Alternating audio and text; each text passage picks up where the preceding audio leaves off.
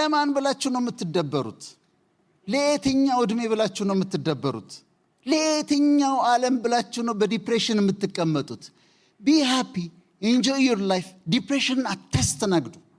ዲፕሬሽን ብቻ አይደለም፣ ምሬትን፣ ብስጭትን፣ ንዴትን፣ ቢተርነስ፣ መራራነት፣ ግራጅስ፣ ቂም መያዝን አያስፈልግም። ከእናንተ ከህይወታችሁ አስወግዱት። መራራነት ሲመጣ አስወግዱት። ንዴት ሲመጣ አስወግዱት። ብስጭት ሲመጣ አስወግዱት። ኢሞሽናሊ ዌል መሆን አለባችሁ፣ ጥሩ ጤነኛ ኑሮ እንድትኖሩ።